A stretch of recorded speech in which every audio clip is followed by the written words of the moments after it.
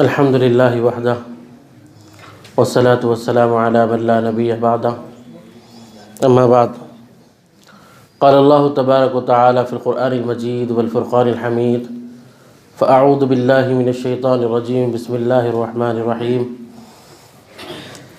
اہدنا الصراط المستقیم صراط الذین انعمت علیہم غیر المغضوب علیہم ولا الضالین۔ محترم و مکرم علماء اکرام اور اس ادارے کے ڈائریکٹر اور ذمہ دار حضرات، عزیز طلباء اور دوستوں، ساتھیوں، سب سے پہلے اس مضمون کو یہ سمجھ لیں کہ اللہ تبارک و تعالیٰ کا شکر و احسان ہے کہ اس نے آج ہم کو یہاں جو جمع فرمایا ہے یہ کوئی معمولی نسبت سے نہیں جمع فرمایا۔ یہ سیدنا محمد رسول اللہ صلی اللہ علیہ وسلم کے تاج ختم نبوت کی حفاظت کے لیے جمع فرمایا۔ آپ صلی اللہ علیہ وسلم کی ہر نسبت اعلیٰ ہوتی ہے۔ اللہ تبارک و تعالیٰ کا شکر و احسان ہے کہ اس نے ایسے لمحات ہمیں عطا فرمائے جس میں ہم نبی کریم صلی اللہ علیہ وسلم کی شان، آپ کے مقام اور اس عقیدے کی حفاظت کے لیے آئے ہیں جو براہ راست نبی کریم صلی اللہ علیہ وسلم کی خاص ذات سے ہے۔ اس سلسلے میں اہم بات یہ سمجھیے کہ اللہ تبارک و تعالیٰ نے اس دنیا کو جو پیدا فرمایا تو اس دنیا کو پیدا کرنے کے بعد سب سے پہلے انسان اس دنیا میں جس کو بھیجا ہے وہ سیدنا آدم علیہ السلام ہے۔ اللہ تبارک و تعالیٰ نے سیدنا آدم علیہ السلام کو اس دنیا میں جب بھیجا تو پہلے انسان بھی ہیں اور پہلے نبی بھی ہیں۔ یہ اللہ تبارک و تعالیٰ نے پہلے انسان ہی کو کیوں نبی بنایا، یہ بات اچھی طرح سمجھ لیجئے کہ اس میں ایک اہم ترین مقصد یہ ہے کہ کبھی بھی انسانیت اللہ تبارک و تعالیٰ کی ہدایات سے محروم نہ رہے، اس لیے اللہ تبارک و تعالیٰ نے سب سے پہلے انسان سیدنا آدم علیہ السلام کو نبی بنا کر بھیجا۔ اللہ تبارک و تعالیٰ کو یہ منظور نہیں ہے کہ انسانیت کبھی بھی وہ اللہ کی ہدایات سے محروم رہے، اس لیے اللہ تبارک و تعالیٰ نے سیدنا آدم علیہ السلام کو نبی بنا کر بھیجا۔ پھر اس میں یہ ایک اور اہم بات سمجھ لیجئے کہ انبیاء اکرام کی ذات کیا ہے۔ انبیاء اکرام وہ مبارک ذات ہوتی ہے جنہیں اللہ تبارک و تعالیٰ نے انسانوں میں سب سے بہترین افراد کو جو چنا ہے۔ انبیاء اکرام کی ذات اللہ تبارک و تعالیٰ کے پاس وہ مقدس ترین افراد ہوتے ہیں جو انسانیت میں سب سے بہترین ارواح ہوتے ہیں، اور یہ فرشتے نہیں ہوتے لیکن فرشتوں سے بہت اعلیٰ اور بہت عرفہ ارواح ہوتے ہیں۔ اللہ تبارک و تعالیٰ نے ایسے انسانوں کو اپنے پیغام کو پہنچانے کے لیے، انسانیت تک اپنا پیغام ان تک پہنچانے کے لیے اللہ تبارک و تعالیٰ نے انبیاء اکرام کو چنا ہے۔ تو یہ انبیاء اکرام کی ذات ہمارے لیے بہت مقدس، بہت محترم اور اللہ تبارک و تعالیٰ کی طرف سے قابل تقلید ہوتے ہیں۔ وہ اتباع کی جاتی ہے ان کی اس لیے کہ اللہ تبارک و تعالیٰ نے ان کو اپنے لیے اپنے پیغام کو پہنچانے کے لیے چنا ہے۔ اس سلسلے میں بنیادی طور پہ بات سمجھ لیجئے کہ اس وقت جو اہم ترین مضمون ہم کو سمجھنا ہے وہ کیا ہے، وہ نبوت سے متعلق ہے۔ جب نبوت سے متعلق یہ مضمون ہے تو اس کو اچھی طرح سمجھ لیجئے کہ یہ انبیاء اکرام سے اگر متعلق ہے تو یہ دراصل ہمارے ایمان سے متعلق معاملہ ہے، اور ایمان سے متعلق کبھی بھی کوئی بھی شخص اس وقت تک اس پر یقین نہیں رکھتا جب تک کہ وہ اللہ تبارک و تعالیٰ کی طرف سے بتائی ہوئی چیز نہ ہو، رسول اللہ صلی اللہ علیہ وسلم کی طرف سے بتائی ہوئی چیز نہ ہو۔ اگر وہاں سے ہم کو ہدایت ملتی ہے تو ہم اس کو قبول کریں گے، اگر وہاں سے ہدایت نہیں ملتی ہے تو ہم اس کو ہرگز قبول نہیں کریں گے۔ اللہ تبارک و تعالیٰ نے جب پہلے انسان سیدنا آدم علیہ السلام کو نبی بنا کر بھیجا تو یہ جو سلسلہ جہاں سے شروع فرمایا تھا اس کی ایک انتہا بھی اللہ تبارک و تعالیٰ نے رکھی ہے، اور وہ ہے ہمارے آقا سیدنا محمد رسول اللہ صلی اللہ علیہ وسلم، کہ اللہ تبارک و تعالیٰ نے سب سے پہلے انسان سیدنا آدم کو نبی بنایا، تو سب سے آخر میں اللہ تبارک و تعالیٰ نے سیدنا محمد رسول اللہ صلی اللہ علیہ وسلم کو نبی بنا کر بھیجا۔ اور یہی عقیدہ کہ آپ آخری نبی ہیں، اب آپ کے بعد قیامت تک کوئی نبی آنے والے نہیں ہیں، اور اللہ تبارک و تعالیٰ نے آپ پر دین کو مکمل فرما دیا، آپ پر شریعت کو مکمل فرما دیا، اب آپ کے بعد کسی قسم کی کوئی نبوت جاری نہیں ہے۔ اب کوئی نبوت کا دعویٰ کرے گا تو وہ کافر، کذاب اور دجال ہے۔ یہ کہلاتا ہے عقیدہ ختم نبوت۔ اب اس سلسلے میں جو ہے یہ ہر بچہ بوڑھا جانتا ہے مسلمان کہ عقیدہ ختم نبوت کیا ہے۔ مختصر ہر شخص کو کچھ نہ کچھ معلوم ہے کہ اللہ تبارک و تعالیٰ نے جو سلسلہ سیدنا آدم سے شروع فرمایا تھا، ہمارے آقا سیدنا محمد رسول اللہ صلی اللہ علیہ وسلم پر مکمل فرمایا۔ اب آپ کے بعد قیامت تک کوئی نبی آنے والے نہیں ہیں، یہ عموماً ہر شخص جانتا ہے۔ لیکن پھر اس وقت جو فتنے کی بات مولانا نے فرمائی، اور اس وقت فتنہ پھیلایا جا رہا ہے، جب یہ بات معلوم ہے تو پھر کیسے نوجوان متاثر ہو رہے ہیں، کیسے دھوکے کا شکار ہو رہے ہیں، اس کو اچھی طرح سمجھ لیجئے کہ دراصل نبی کریم صلی اللہ علیہ وسلم نے یہ بات صاف طور پر بیان فرما دی کہ میرے بعد بہت سے جھوٹے اور کذاب آئیں گے جو نبوت کا دعویٰ کریں گے، اور فرمایا کہ جو ہے یہ کس قسم کا دعویٰ کریں گے، کیسے دھوکہ دیں گے، اس بارے میں فرمایا کہ دراصل جو ہے قیامت کے قریب نبی کریم صلی اللہ علیہ وسلم فرمایا کہ اہم نشانیاں پیش آئے گی۔ قیامت کا علم اللہ تبارک و تعالیٰ نے کسی کو نہیں دیا ہے، لیکن قیامت کی نشانیاں بتائی تاکہ قیامت کی نشانیوں کو دیکھ کر ہم اپنی زندگی کو سنوار سکے، اپنی زندگی کو بدل سکے۔ فرمایا کہ وہ قیامت کی جو نشانیاں ہیں، ان نشانیوں میں دو شخصیات، ایک حضرت عیسیٰ علیہ السلام اور دوسرے حضرت مہدی ہیں، جن کے آنے کی خوشخبری نبی کریم صلی اللہ علیہ وسلم نے دی ہے۔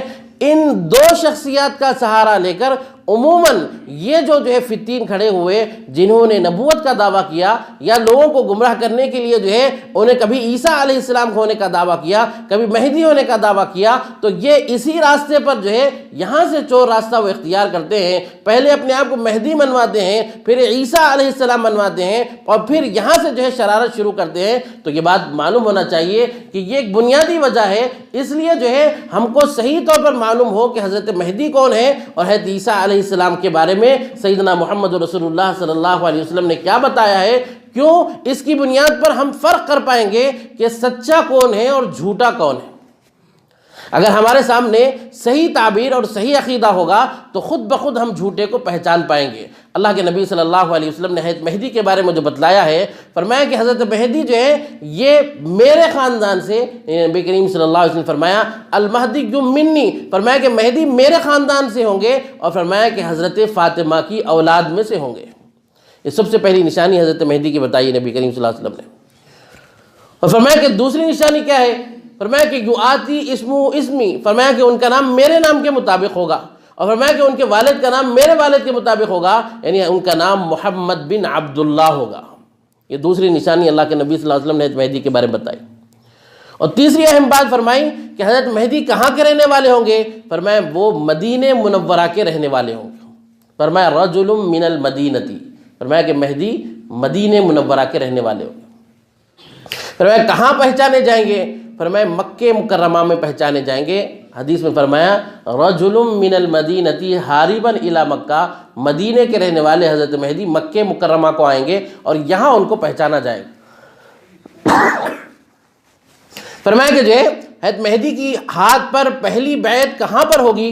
فرمایا نبی کریم صلی اللہ علیہ وسلم نے کہ بین الرکن والمقام، مقام ابراہیم اور حجر اسود جو خانہ کعبہ کے پاس مطاف میں یہ حصے ہیں کہ مقام ابراہیم اور حجر اسود، ان دونوں کے درمیان حضرت مہدی کے ہاتھ پر پہلی بیعت ہوگی۔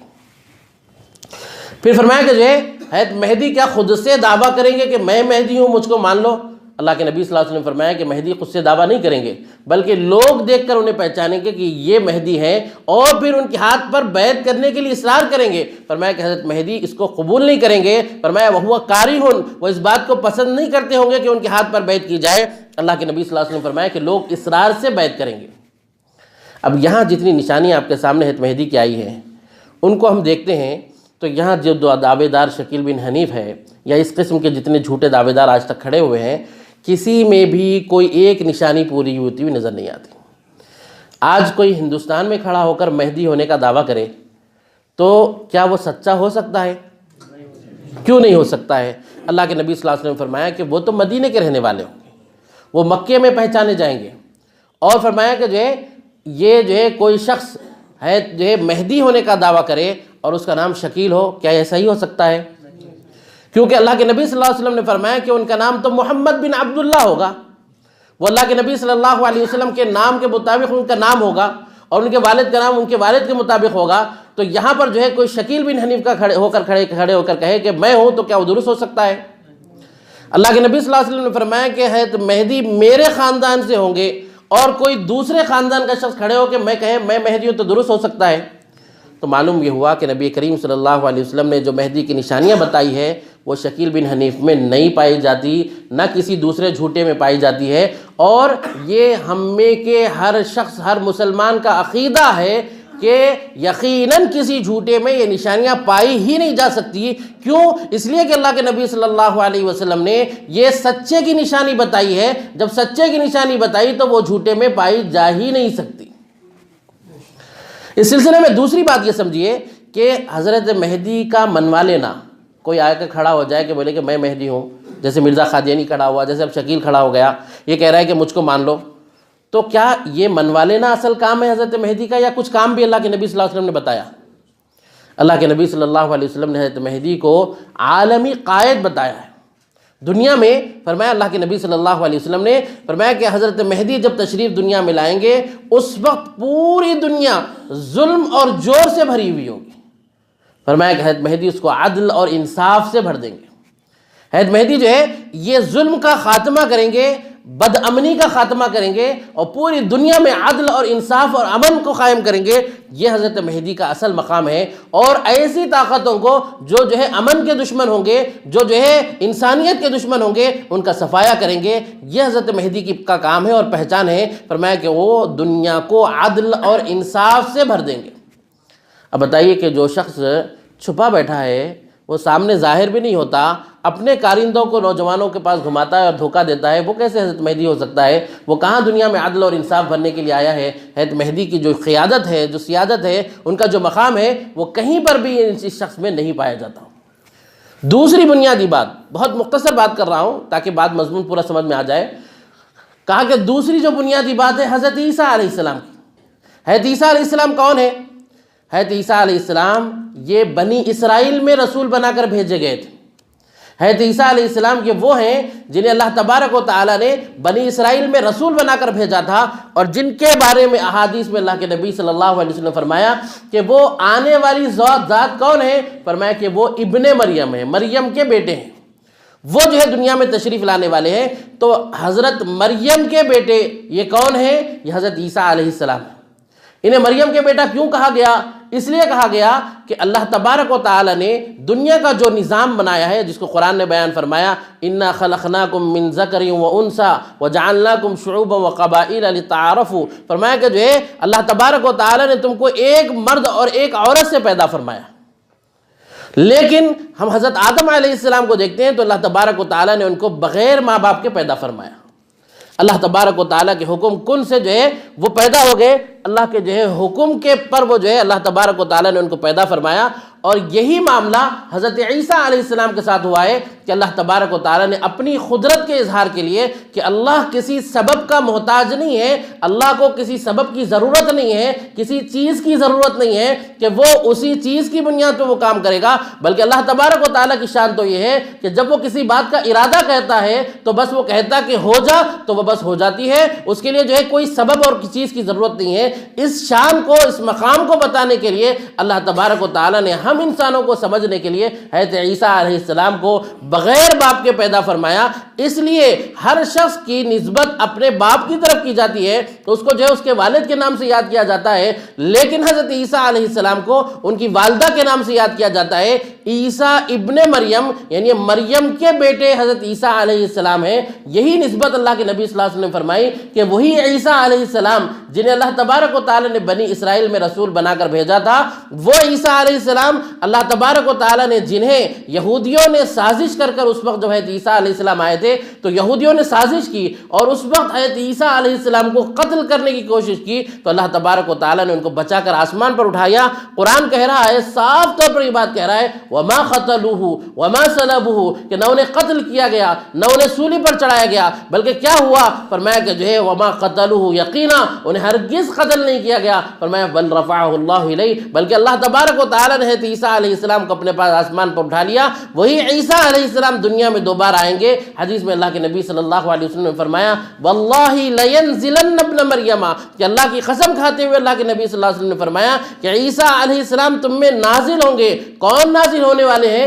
فرمایا کہ ابن مریم نازل ہوں گے۔ کون ابن مریم؟ جنہیں اللہ تبارک و تعالیٰ نے یہودیوں کی سازش سے بچا کر آسمان پر اٹھا لیا، وہی عیسیٰ علیہ السلام دوبارہ اس دنیا میں آئیں گے۔ تو فرمایا کیسے آئیں گے؟ اللہ کے نبی صلی اللہ علیہ وسلم نے فرمایا ان کی پوری کیفیت کو بیان فرمایا، فرمایا کہ واضعاً کفیہ علی اجنحۃ ملکین، دو فرشتوں کے کاندھوں پر ہاتھ رکھ کر اتریں گے۔ فرمایا کہاں پر اتریں گے؟ فرمایا دمشق میں اتریں گے۔ فرمایا کہ اس وقت جو ہے عیسیٰ علیہ السلام اتریں گے تو حضرت مہدی ان کو کہیں گے آئیے نماز پڑھائیے۔ حضرت عیسیٰ علیہ السلام فرمائیں گے نہیں، اس امت کا ایک امتی دوسرے امتی کے لیے امام ہے۔ اب یہاں جب ایک بات اچھی طرح سمجھ لیجئے کہ یہ شخص شکیل بن حنیف جو عیسیٰ علیہ السلام ہونے کا دعویٰ کر رہا ہے، کیا یہ درست ہے؟ کیوں درست نہیں ہے؟ اس کو سمجھ لیجئے۔ اس لیے درست نہیں ہے کہ حضرت عیسیٰ علیہ السلام جو اللہ تبارک و تعالیٰ نے بنی اسرائیل کی طرف رسول بنا کر بھیجا تھا، وہ عیسیٰ علیہ السلام نبی ہیں۔ وہ عیسیٰ علیہ السلام جنہیں اللہ تبارک و تعالیٰ نے بغیر باپ کے پیدا فرمایا، انہیں اللہ نے آسمان پر اٹھا لیا۔ وہ عیسیٰ علیہ السلام کے بارے میں شکیل کہتا ہے کہ وہی عیسیٰ علیہ السلام دوبارہ پیدا ہو کر آئے۔ یہ نعوذ باللہ پنرجنم کا عقیدہ، مشرکانہ عقیدہ، اسلام کا عقیدہ ہرگز یہ نہیں ہے۔ اسلام میں اللہ تبارک و تعالیٰ نے جو بات فرمائی ہے وہ یہ کہ حضرت عیسیٰ علیہ السلام جنہیں اللہ تبارک و تعالیٰ نے آسمان پر اٹھایا ہے، وہی عیسیٰ علیہ السلام اس دنیا میں آئیں گے۔ اب سوال یہ ہے کہ اگر ان کے مطابق یہ دھوکہ دے رہے ہیں کہ ایک عیسیٰ علیہ السلام وہ ہیں جو آسمان پر اٹھا لیے گئے، اور یہ نعوذ باللہ پھر کہتے ہیں کہ دوسرے عیسیٰ علیہ السلام شکیل کی شکل میں پیدا ہو کر آئے، تو اب ان کے مطابق دو عیسیٰ علیہ السلام ہو گئے، ایک جو آسمان پر اٹھا لیے گئے اور ایک جو پیدا ہو کر آئے۔ اب یہاں ایک بنیادی بات سمجھ لیجئے، یہ اگر کوئی شخص یہ کہے کہ میں عقید ختم نبوت کو مانتا ہوں اور اس کے بعد یہ عقیدہ رکھے تو کیا وہ عقید ختم نبوت کے مطابق درست ہوگا؟ کیوں نہیں ہوگا؟ اس لیے نہیں ہوگا کہ پوری امت وہ عیسیٰ علیہ السلام جنہیں اللہ تبارک و تعالیٰ نے آسمان پر اٹھا لیا ان کو نبی مانتی ہے، اور اللہ تبارک و تعالیٰ نے اعلان فرمایا کہ ما کان محمد ابا احد من رجالکم ولکن رسول اللہ وخاتم النبیین، کہ محمد صلی اللہ علیہ وسلم تمہارے مردوں میں سے کسی کے باپ نہیں ہے لیکن وہ اللہ کے رسول ہیں اور نبوت کو ختم کرنے والے، آپ جو ہے آخری نبی ہیں، اب آپ کے بعد قیامت تک کوئی نبی آنے والے نہیں ہیں۔ اب کوئی یہ کہے کہ ایک عیسیٰ علیہ السلام آسمان پر ہیں، ایک دوسرے پیدا ہوئے، تو سوال یہ ہوگا کہ ایک کو تو ہم نے مانا ہے، اب ایک دوسرے کو مانیں گے تو یہ عقید ختم نبوت کے خلاف ہوگا۔ ایک دوسرے کو کہ نبی کریم صلی اللہ علیہ وسلم تک اللہ تبارک و تعالیٰ نے حضرت آدم علیہ السلام سے لے کر آپ تک جو انبیاء اکرام کی فہرست بتائی ہے ان میں سے ایک اور شخص کا اضافہ ہوگا، اور یہ عقید ختم نبوت کے خلاف ہے۔ لیکن دوسری اہم بات وہ کہ کیا وہی عیسیٰ علیہ السلام آئیں گے تو وہ عقید ختم نبوت کے خلاف ہوگا یا نہیں ہوگا؟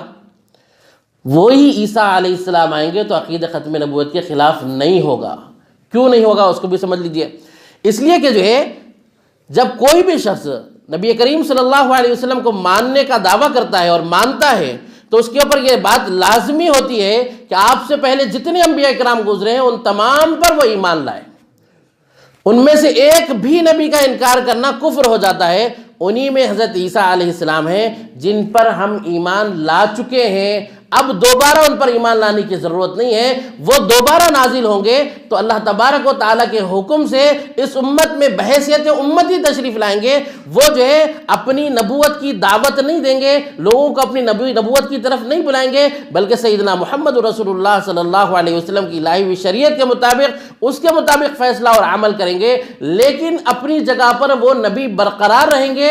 کیوں؟ کسی کو نبوت سے سرفراز کیے جانے کے بعد اسے نبوت چھینی نہیں جا سکتی۔ اب یہ کیسے ممکن ہے کہ ایک ہی وقت میں حضرت عیسیٰ علیہ السلام نبی بھی ہو اور ایک ہی وقت میں وہ امتی بھی ہو؟ یہ دونوں باتیں ایک ساتھ کیسے جمع ہو سکتی ہے؟ تو اس کو بہت آسانی کے ساتھ علماء نے سمجھایا، فرمایا کہ دیکھو، ایک ملک کا وزیر اعظم کسی دوسرے ملک میں جاتا ہے تو وہاں پر جب وہ جائے گا تو وہاں بطور گیسٹ اور مہمان کے جائے گا، لیکن اپنے ملک کے لیے وہ وزیر اعظم برقرار رہتا ہے۔ ایسے ہی حضرت عیسیٰ علیہ السلام کا معاملہ ہے، جنہیں اللہ تبارک و تعالی نے قرآن میں بیان فرمایا وَرَسُولًا إِلَىٰ بَنِي إِسْرَائِيلَ، حضرت عیسیٰ علیہ السلام بنی اسرائیل کے لیے رسول بنا کر بھیجے گئے ہیں۔ تو وہ عیسیٰ علیہ السلام جب اس امت میں تشریف لائیں گے تو بحیثیت امت ہی تشریف لائیں گے، لیکن ان کی نبوت چھینی نہیں جائے گی بلکہ ان کی نبوت برقرار رہے گی۔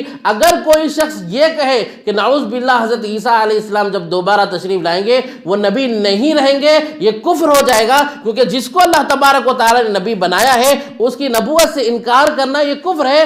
کیوں؟ اسی کے ساتھ ساتھ نبی کریم صلی اللہ علیہ وسلم نے یہ بھی فرمایا کہ آنے والی جو ذات ہے حضرت عیسیٰ علیہ السلام کی، وہ نبی رہے گی۔ احادیث میں اس سلسلے میں بہت واضح طور پر بیان فرمایا ہے۔ تو یہاں بنیادی طور پر یہ بات سمجھ لیجئے کہ حضرت عیسیٰ علیہ السلام جو اس امت میں دوبارہ تشریف لانے والے ہیں، وہ کہاں پر آنے والے ہیں؟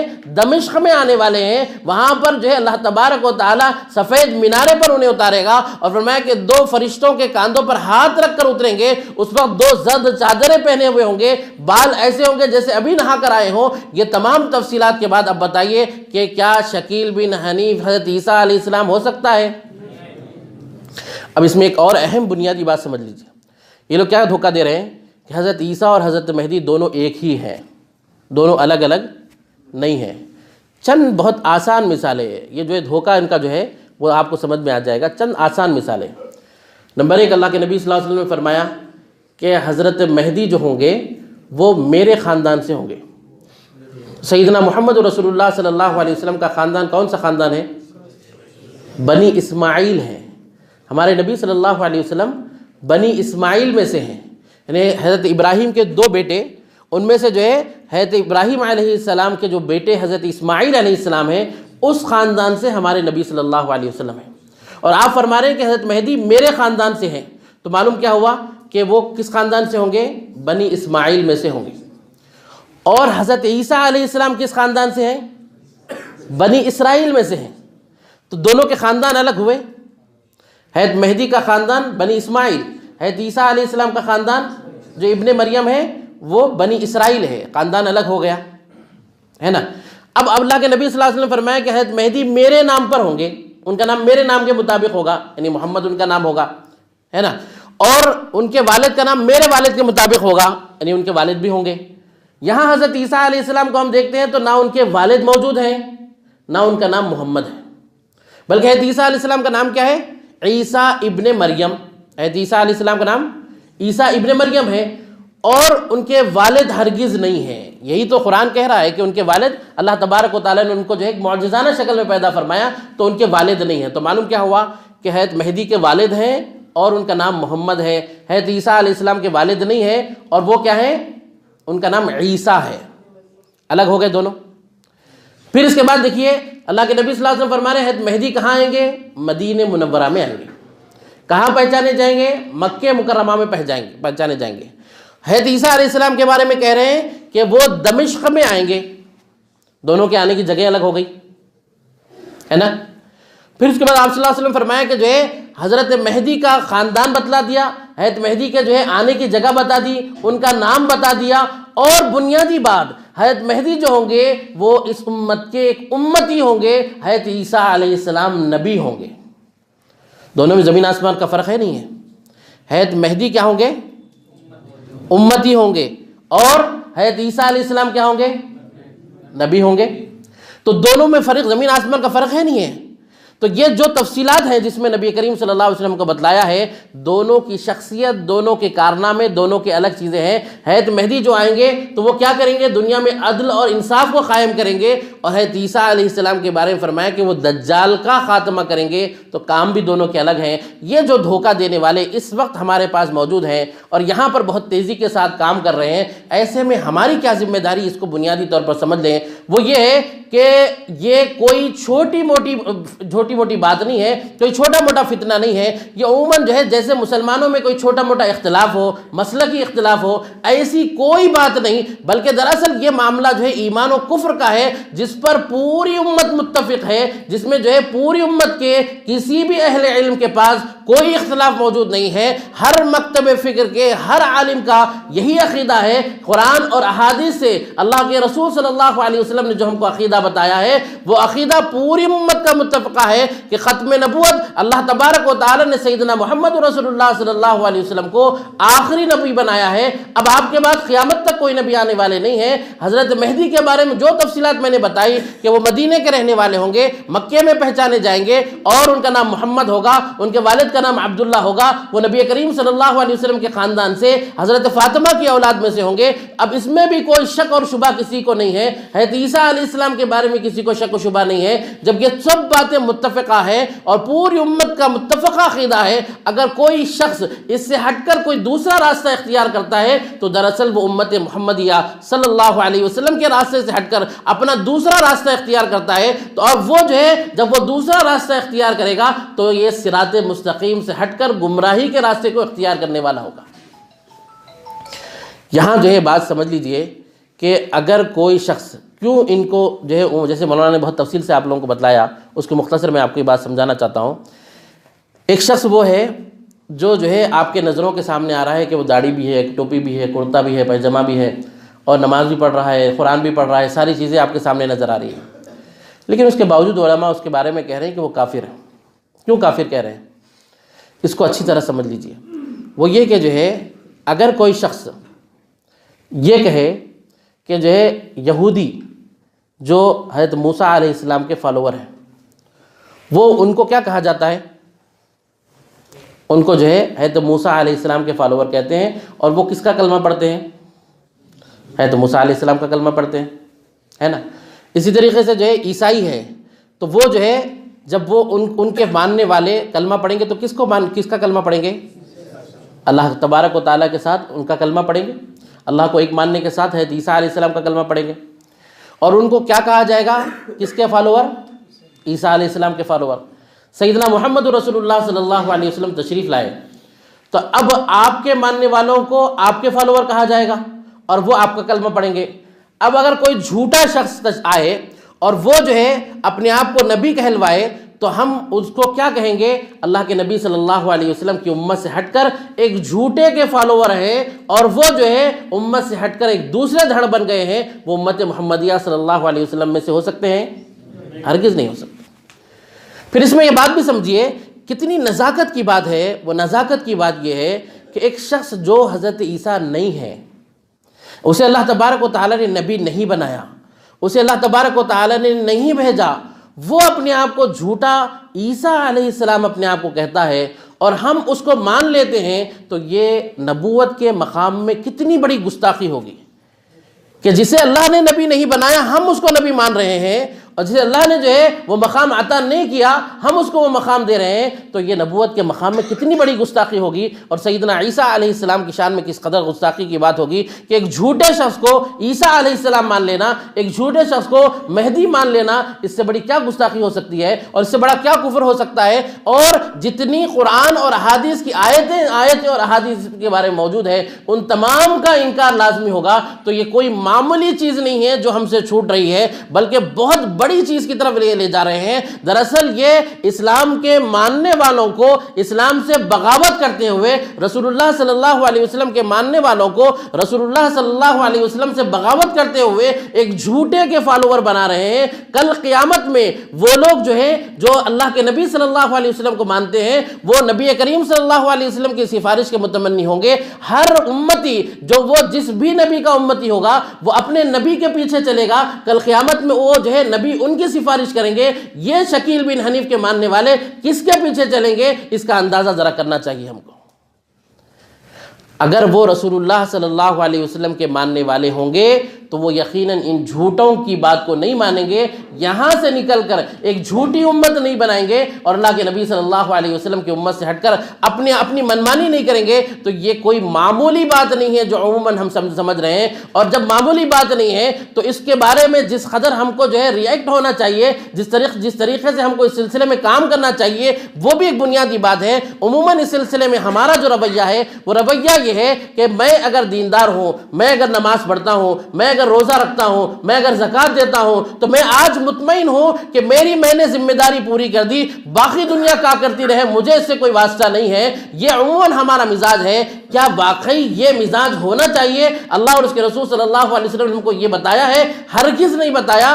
اللہ تبارک و تعالیٰ نے جب رسول صلی اللہ علیہ وسلم پر رسالت کے دروازے کو بند فرما دیا، عقیدہ ختم نبوت کو ہم نے مان لیا، تو عقیدہ ختم نبوت کا ایک اہم عنصر اور اہم جو ہے جز یہ ہے کہ اب آپ کے بعد قیامت تک کوئی نبی آنے والے نہیں ہیں، تو پھر نبوت کا کام کون کرے گا، نبوت کا کاز کون اٹھائے گا؟ فرمایا کہ جو ہے اللہ تبارک و تعالیٰ نے یہ کام امت پر ڈال دیا۔ فرمایا کنتم خیر امۃ اخرجت للناس تأمرون بالمعروف وتنہون عن المنکر۔ اب چونکہ نبی کریم صلی اللہ علیہ وسلم کے بعد کوئی نبی آنے والے نہیں ہے، تو یہ نبوت کا کام امت پر اللہ تبارک و تعالیٰ نے ڈالا ہے کہ وہ اس کام کو کریں گے۔ تو اب اس کا ایک بہت اہم بات یہ سمجھ لیجئے، ایک طرف اللہ تبارک و تعالیٰ نے اس امت کو بہت بڑا مقام دیا۔ ہم میں ہر شخص کچھ نہ کچھ فضائل اس بارے میں سنا ہوگا، یہاں یہ موقع نہیں کہ اس فضیلت کو بیان کیا جائے۔ اصل اس مسئلے کو سمجھ لیجئے کہ اللہ تبارک و تعالیٰ نے اس امت کو جو مقام اور مرتبہ عطا فرمایا، جس کو امت وسط کہا گیا، اور اس امت کو تمام امتوں کے میں جو ہے سب سے بہترین امت کہا گیا ہے، تو یہ مقام و مرتبہ کہ ہم کو ایسے ہی حاصل ہو جائے گا یا جو ہے اس سلسلے میں کچھ کام کرنا ہوگا؟ اس کو اس مثال سے سمجھیے کہ اگر کسی پولیس اسٹیشن میں کسی کو داروغہ بنایا جائے، اب وہ جو ہے وہ انسپیکٹر یہ جو ہے داروغہ یہ کہے کہ میں جو ہے اب اپنی زندگی میں کوئی گناہ نہیں کروں گا، کوئی جرم نہیں کروں گا، کوئی غلط کام نہیں کروں گا، میں تو جو ہے پاکیزہ ہوں، میں تو صاف ہوں، بس اب مجھے اپنا معلوم ہے، دوسروں کا جو ہے مجھے کوئی معلوم نہیں ہے۔ اگر وہ یہ کہے تو درست ہوگا کیا؟ کیوں نہیں ہوگا؟ کیونکہ اسے اسے جو ہے ایک ذمہ داری دی گئی ہے۔ وہ ذمہ داری کیا ہے کہ خود بھی جرم نہ کریں، خود بھی کرائم نہ کریں، اور پورے علاقے میں جس کو اس کو ذمہ دار بنایا گیا ہے وہ جرم اور کرائم کو ہونے نہ دے۔ اگر وہ صرف یہ کہے کہ میں تو جرم نہیں کر رہا ہوں، تو کیا وہ درست ہوگا؟ ہرگز نہیں ہوگا۔ ایسے ہی اللہ تبارک و تعالیٰ نے ہم کو اس امت کو جو امت وسط کہا گیا ہے، اس امت کو جو مقام دیا ہے، وہ صرف یہ کہے کہ میں اپنی زندگی میں جو ہے صحیح رہوں گا، باقی دنیا کیا کرتے رہے، مجھے اس سے واسطہ نہیں، تو پھر وہ مقام وہ مرتبہ ہم کو نہیں ملے گا۔ جیسے اگر وہ داروغہ یہی کہے تو اس کو اس منصب سے ہٹا دیا جائے گا اور اس کو جو ہے اس مقام چھین لیا جائے گا۔ ایسے ہی ہمارا معاملہ ہوگا۔ اس لیے جو ہے یہاں جو میں آپ کو یہ بات بتانے کا مقصود ہے وہ یہ کہ آج آپ کے درمیان یہ فتنہ کام کر رہا ہے۔ آج کالجز میں، یونیورسٹیز میں، علاقوں میں یہ فتنہ آ چکا ہے۔ تو اب سوال یہ ہے کہ جن جگہوں پر یہ فتنہ آیا ہے، علماء کرام تو وہ جگہوں پر نہیں جا سکتے۔ آپ کے کالجز میں علماء جا سکتے ہیں، یونیورسٹیز میں جا سکتے ہیں؟ نہیں جا سکتے۔ تو کون جاتا ہے وہاں پر؟ اسٹوڈنٹ جاتے ہیں۔ تو پھر وہاں پر اگر دین کا کام کرنا ہے، وہاں پر اگر لوگوں کے ایمان کی حفاظت کرنا ہے، تو کون کرے گا؟ کیسے کریں گے؟ بہت آسان طریقہ بتا رہا ہوں، بہت آسان طریقہ ہے۔ آسان طریقہ یہ ہے کہ جیسے آپ لوگوں کو ابھی پمفلٹ دیے جائیں گے، یہاں جو تفصیلات آپ نے سنی ہیں وہ کچھ بات تو آپ کو سمجھ میں آ گئی۔ باقی یہ کہ پمفلٹس آپ کے پاس ہیں، کتابیں آپ لوگوں کو دیے جائیں گے، ان کو پڑھ کر آپ جو ہے اپنے جتنے دوست احباب ہیں ان تمام کو یہ عقیدہ بتا دیں، ان کو پڑھ کر وہ سنا دیں، تاکہ جو ہے اس کے ذریعے ہوگا یہ کہ اگر کوئی فتنہ یہاں پر کام کر رہا ہے تو وہ اس فتنے سے متاثر نہیں ہوں گے، بلکہ ان کے ایمان کی حفاظت ہو جائے گی۔ اور اگر یہ نہیں کریں گے تو کیا خطرناک معاملہ ہوگا؟ وہ یہ ہوگا کہ وہ فتنہ پنپتا رہے گا اور لوگ مرتد ہوتے جائیں گے۔ کل قیامت میں جب ہم اللہ تبارک و تعالیٰ کے پاس جائیں گے تو ہم سے سوال ہوگا کہ تمہارے علاقے میں، تمہارے کالج میں، تمہارے جگہوں پر جو ہے لوگوں کو مرتد بناتے رہے، ان کو کافر بناتے رہے، ان کو جہنم میں ڈھکیلنے کی کوشش کرتے رہے، اور تم نے کچھ نہیں کیا، تو کل ہم سے مواخذہ ہوگا یا نہیں ہوگا؟ تو اس لیے جو ہے آپ لوگ اپنی ذمہ داری کو لوگوں کو مرتد بناتے رہے، ان کو کافر بناتے رہے، ان کو جہنم میں ڈھکیلنے کی کوشش کرتے رہے، اور تم نے کچھ نہیں کیا، تو کل ہم سے مواخذہ ہوگا یا نہیں ہوگا؟ اس لیے جو ہے آپ لوگ اپنی ذمہ داری کو سمجھیں کہ اللہ تبارک و تعالیٰ نے آپ کو یہ بہترین موقع عطا فرمایا، اگر یہ کام آپ کریں گے تو کیا مقام ملے گا، اس کو مختصر سمجھ لیجئے۔ اللہ کے نبی صلی اللہ علیہ وسلم فرمایا، اے علی، اگر تمہاری وجہ سے ایک شخص بھی ہدایت پاتا ہے تو فرمایا تمہارے لیے دنیا و ما فیہا سے بہتر ہے۔ یعنی جو ہے دنیا و ما فیہا کو بھر کر اگر صدقہ و خیرات کر دیا جائے تو اس سے بہتر یہ ہے کہ تمہاری وجہ سے ایک شخص بھی ہدایت پر آ جائے۔ اور فرمایا کہ جو ہے تمہارے لیے نجات کے لیے کافی ہے کہ اگر ایک شخص بھی ہدایت پر آتا ہے، اور اگر ہم اس سلسلے میں محنت کریں گے تو یقیناً اللہ تبارک و تعالی ہم کو وہ اجر عطا فرمائے گا۔ اور سب سے بڑا کام یہ ہوگا کہ جو ہے اگر ہم یہ کام کریں گے ہم اس سے پہلے فتنے سے بچ جائیں گے، ہم بچ جائیں گے، ہمارا ایمان بچ جائے گا، تو پھر ہم دوسروں کی حفاظت کریں گے۔ اللہ تبارک و تعالی اس کی برکت سے جو ہے پوری انسانیت میں اللہ تبارک و تعالی خیر کو شامل فرمائے گا۔ اور یہاں جو ہے موقع نہیں ہے ارتداد کے خلاف میں، ایسے فتنوں کے خلاف میں کام کرنے سے متعلق قرآن پاک میں جو اللہ تبارک و تعالی نے صفات بیان فرمائی ہے وہ پوری کی پوری صحابہ اکرام کے صفات کو بیان فرمایا، وہ مقام وہ مرتبہ بیان فرمایا ہے کہ اگر وہ معلوم ہو جائے تو ہر شخص یہ خواہش کرے گا کہ مجھے جو ہے اللہ تبارک و تعالی اس کام میں شامل کرے۔ تو اگر یہ سمجھے کہ یہ فتنہ جو ہے آیا ہے تو اس فتنے سے خود بھی بچنا ہے اور دوسروں کو بھی بچانا ہے اور سلسلے میں کوشش کرنا ہے، تو یقیناً اللہ تبارک و تعالی وہ اجر و ثواب ہم کو عطا فرمائے گا، اور اس کے ذریعے ہمارے لیے جو ہے دنیا میں بھی خیر ہوگا اور آخرت میں بھی خیر ہوگا۔ اس لیے جو ہے کون کون ارادہ کرتا ہے کہ اس سلسلے میں کام کرے گے؟ سب وعدہ کرتے ہیں؟ دیکھیے میں امید رکھتا ہوں جیسے اکابرین نے اور احادیث اور قرآن کا مطالعہ کرنے سے امید رکھتا ہوں۔ ایک حضرت سوال ہے جی، لوگوں کو تھوڑا بتا دیجیے کہ امام مہدی کے ظاہر ہونے کے بعد وہ کتنے سال تک دنیا میں زندہ رہیں گے؟ اگر عیسیٰ علیہ السلام جی، بتا دیجیے تاکہ لوگوں کو پتہ چلے۔ حضرت مہدی سے متعلق یہ بات موجود ہے کہ وہ جب تشریف لائیں گے اور وہ ظاہر ہوں گے، جیسے میں نے بتایا کہ جو پہلی بیعت ان کی مکے میں ہوگی، تو وہاں پر معاملہ یہ ہوگا کہ ان کے ہاتھ پر بیعت کرنے کے بعد وہ 9 سال تک زندہ رہیں۔ فرمایا کہ 7 سال وہ ہوں گے جس میں وہ حکومت کریں گے، اور پھر اس کے بعد حضرت عیسیٰ علیہ السلام تشریف لائیں گے تو 2 سال حضرت عیسیٰ علیہ السلام کے ساتھ رہیں گے۔ اس اعتبار سے مکمل جو ان کا پیریڈ بتایا گیا وہ 9 سال حضرت عیسیٰ علیہ السلام حضرت مہدی زندہ رہیں گے، اور اس کے بعد ان کا انتقال ہوگا۔ پھر دوسرا فرمایا کہ حضرت عیسیٰ علیہ السلام جو ہوں گے وہ جب دنیا میں تشریف لائیں گے، حضرت عیسیٰ علیہ السلام آسمان سے نازل ہوں گے تو اللہ تبارک و تعالیٰ کے حکم سے وہ 40 سال اس دنیا میں رہیں گے۔ اور فرمایا کہ جو ہے وہ 40 سال جب دنیا میں رہیں گے تو نکاح بھی کریں گے، ان کی اولاد بھی ہوگی۔ کس خاندان سے نکاح کریں گے؟ فرمایا حضرت شعیب کے خاندان سے نکاح کریں گے۔ فرمایا کہ جو ہے اس کے بعد ان کا انتقال ہوگا تو نبی کریم صلی اللہ علیہ وسلم کے ساتھ جہاں آپ آرام فرما رہے ہیں وہاں جو ہے مدینہ منورہ میں حضرت عائشہ رضی اللہ عنہ کے حجرے میں، وہاں پر جہاں پر حضرت ابو بکر، سیدنا عمر اور سیدنا محمد رسول اللہ صلی اللہ علیہ وسلم ہے، وہاں پر آپ کو جو ہے وہاں پر آپ کی تدفین ہوگی۔ یہ جو ہے اس سلسلے میں بات سمجھ لیجئے۔ تو یہ 2 بنیادی باتیں۔ کوئی اور سوال آپ کے ذہن میں ہے تو جلد سے کوئی پوچھ لیجئے۔ پوچھ لو، کسی کو کوئی سوال ہے، کسی کے ذہن میں کوئی آ رہا ہے، کیونکہ زیادہ تر آپ لوگ پڑھے لکھے دنیا کی تعلیم والے ٹائم کتنا ہے؟ ہو گیا؟ آپ کو کسی کو شک ہو پوچھ لو، بات کر لو پھر آپ 2 ٹھیک، 1 منٹ۔ کوئی سوال ہے ابھی؟ جی وہاں سے پوچھ۔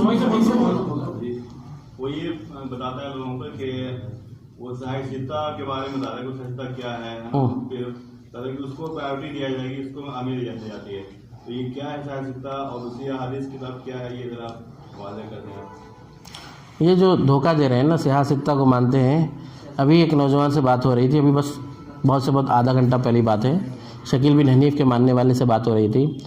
وہ بس صرف دھوکہ دینے کے لیے ہوتا ہے۔ کیا مسئلہ ہے کہ سیاہ سکتہ یہ احادیث کی وہ مستند ترین کتابیں ہیں جن کے بارے میں پوری امت کا اتفاق ہے، اور پھر اس کے علاوہ بھی جتنی احادیث کی کتابیں ہیں ان سب میں بھی اتفاق ہے۔ احادیث کا جو مجموعہ نبی کریم صلی اللہ علیہ وسلم کی طرف نسبت کیا گیا اس میں کئی قسم کی احادیثی کتابیں ہیں، ان میں جو ہے اصول محدثین نے متعین کر دیے۔ یہ عجیب معاملہ ہے، یہ ویسے تو بہت بڑا موضوع ہے، مختصر بہت آسان بات سمجھ لیجئے کہ اللہ تبارک و تعالی نے اس دنیا میں نبی کریم صلی اللہ علیہ وسلم کا معجزہ زندہ رکھا کہ جتنے انبیاء کرام یا دنیا کے جتنے رہنما اور رہبر آئے ہیں ان کی باتیں مکمل طور پر کسی نے جو ہے نوٹ کر کے حفاظت نہیں کی. اللہ کے نبی صلی اللہ علیہ وسلم کا ہر عمل، آپ کا ہر کام، یہاں تک کہ معمولی باتیں، آپ صلی اللہ علیہ وسلم کی چھوٹی چھوٹی سنتیں اور آپ کا اٹھنا، آپ کا بیٹھنا، ہر چیز جو ہے صحابہ کرام نے جمع کر دی. اور پھر جو ہے بعد میں آنے والے جو ہے محدثین، اللہ تبارک و تعالیٰ نے ان سے ایسا بنیادی کام لیا ہے کہ اس میں جو ہے یہ ایک بنیادی بات سمجھ لیجئے کہ ہر وہ شخص جو حدیث کو بیان کرتا ہے، جو نبی کریم صلی اللہ علیہ وسلم کی طرف نسبت کر کے کوئی بات بیان کرتا ہے، تو اس کی پوری زندگی کو جو ہے وہاں جمع کر دیا گیا. اس کو جو ہے وہ باضابطہ ایک علم بنا ہے کہ احادیث کے بیان کرنے والوں کا تمام جو ہے اسماء الرجال کے نام سے پورا کا پورا علم جمع کر دیا گیا. ہر شخص جو حدیث بیان کرتا ہے اس کی پوری زندگی کا ڈاٹا موجود ہے کہ انہوں نے کہاں پڑھا، کس سے سنا، کیا بات سنی اور کتنے لوگوں سے ملاقات کی، ان کی کیسی زندگی تھی، کبھی انہوں نے جھوٹ بولا تھا یا نہیں بولا تھا. پوری کی پوری زندگی کا حصہ جمع کر دیا گیا. کیوں؟ اس لیے کہ جو ہے کسی کے بارے میں کوئی حدیث بیان کرنے والا ہے تو اس کے بارے میں پورا معلوم ہو کہ وہ کس پیمانے کا آدمی ہے. تو اس اعتبار سے دیکھا جائے تو تمام احادیث کی جو کتابیں ہیں ان تمام حدیثوں کی کتابوں میں صحیح احادیث کون سی ہیں اور جو ہے ضعیف احادیث کون سی ہیں، تمام کو تمام جو ہے جاننے والے علماء موجود ہیں. کیوں؟ تمام کے تمام کے بارے میں ڈاٹا ہمارے پاس موجود ہے. یہ جو دھوکہ دیتے ہیں شکیل بن حنیف اور اس کے ماننے والے، ایک طرف کہتے ہیں کہ نہیں مانتے اور دوسری طرف جب ان سے کہا جاتا ہے کہ مانتے ہو، کہتے ہیں کہ ہم مانتے ہیں لیکن اصرار اس پر نہیں کریں گے. مسئلہ یہ ہوتا ہے کہ جب ان کی باتوں کو ان سے جو استدلال کرتے ہیں وہ استدلال کرنے والی باتیں احادیث کی دوسری کتابوں میں ملتی ہیں تو اس کو نہ ماننے کے لیے جو ہے دھوکہ دیتے ہیں کہ ہم صرف سیاستہ کو مانتے ہیں ورنہ حقیقت میں سب کو مانتے ہیں. یہاں ایک اور بات اچھی طرح سمجھ لیجئے کہ یہ جب یہ فتنہ آپ کے سامنے آیا اور وہ لوگ اس قسم کی اٹھ پٹاخ قسم کی باتیں آپ کے سامنے کر رہے ہیں، حقیقت میں اس کا کوئی معیار علمی طور پر نہیں ہے. لیکن ہوتا یہ ہے کہ ہم کو چونکہ اس کی تفصیلات معلوم نہیں ہوتی، احادیث کی گہرائی نہیں معلوم، تفصیلات نہیں معلوم، تو ہم جو ہے ان کی باتوں کو ہی صحیح سمجھتے ہیں. سب سے بنیادی بات، جیسے ابھی ہم سے جو ہے پہلے مولانا وجیہ الدین صاحب نے بھی بات کہی یا جو ہے ہمارے ظہیر صاحب نے بھی بات بتائی کہ آپ لوگوں کی ذمہ داری یہ ہے کہ اس سلسلے میں صحیح بات معلوم کر لیں. کوئی نئی بات آپ کے پاس آئے، اللہ کے نبی صلی اللہ علیہ وسلم نے فرمایا کہ عن ابی ہریرہ رضی اللہ عنہ قال قال نبی صلی اللہ علیہ وسلم سیکون فی امتی کذابون الدجالون یأتونکم من الحادیث بما لم تسمعوا انتم ولا آباؤکم فایاکم وایاہم لا یضلونکم ولا یفتنونکم. فرمایا کہ دیکھو عنقریب تم میں جھوٹے اور کذاب لوگ آئیں گے جو لوگوں کو سامنے جھوٹ بولیں گے، دجل اور دھوکہ دیں گے. وہ کریں گے کیا؟ فرمایا کہ نئی باتیں لے کر آئیں گے. فرمایا کہ جو ہے ایسی نئی باتیں لے کر آئیں گے بما لم تسمعوا انتم ولا آباؤکم، جس کو نہ تم نے سنا ہوگا نہ تمہارے آباء و اجداد صحابہ تک کسی نے سنا ہوگا. فرمایا کہ جو ہے وہ کیا کریں گے؟ تمہیں جو ہے گمراہ کریں گے، تمہیں فتنے میں مبتلا کریں گے. فرمایا کہ جو ہے تم ان کے فتنے میں نہیں آنا، ان کی گمراہی میں نہیں آنا. اس لیے جو کوئی بھی شخص آپ کے سامنے نئی بات کرے فوری علماء سے رجوع کرنا ہے. ہم جو ہے کوشش یہ کرتے ہیں کہ دنیاوی امور میں مثال کے طور پہ کوئی اپنے گھر بنانا چاہتا ہے تو فوری انجینئر سے جو مشورہ کرتا ہے. اگر کسی کو کوئی بیماری ہو تو وہ ڈاکٹر سے رجوع کرتا ہے. لیکن جو ہے دین کا جب مسئلہ آتا ہے تو خود سے عمل کیوں کرتا ہے؟ اس سلسلے میں علماء سے مشورہ کریں، تحقیق کریں، وہ جو بات بتائے اس کے بارے میں تحقیق کریں اور مکمل جو ہے بات معلوم کریں. یہ ایک بہت بنیادی کام ہونا چاہیے. اس سلسلے میں کم سے کم آپ یہ ہو کہ کسی بڑے عالم سے، قریب میں رہنے والے، دور میں رہنے والے، ان کے واٹس ایپ نمبر سے آپ واقف ہوں، یا کم سے کم جو ہے اگر وہ ڈائریکٹ فون نہیں اٹھاتے ہیں واٹس ایپ پہ میسج کر دیں تو وہ ان کا پیغام مل جائے گا اور آپ کے شکوک و شبہات دور ہوں گے. اس سلسلے میں کم سے کم اتنا ہو کہ اپنے شہر کے، اپنے مسجد کے عالم سے رجوع کرتے رہیں، ان سے معلوم کرتے رہیں. کوئی بھی نئی بات ہو فوری ان سے جو ہے معلوم کریں، دین کے بارے میں علم حاصل کرتے رہیں. تب کیا ہوگا؟ ایسی فتنے اور بھی بہت سے آنے والے ہیں، آتے رہیں گے جیسے نبی کریم صلی اللہ علیہ وسلم نے بیان فرمایا. تو ہم ان سب سے بچنے کا ہمارے لیے بہترین راستہ ہوگا. یہ ایک بہت بنیادی کام ہے جس کو ہم سب کو کرنا چاہیے. اس سلسلے میں جو ہے شاید کتابیں وغیرہ تقسیم کی جائے گی نا؟ کتابیں نہیں لائے؟ ارے کتابیں اپنی کتنی میں وہاں پہ رکھی ہوئی ہے.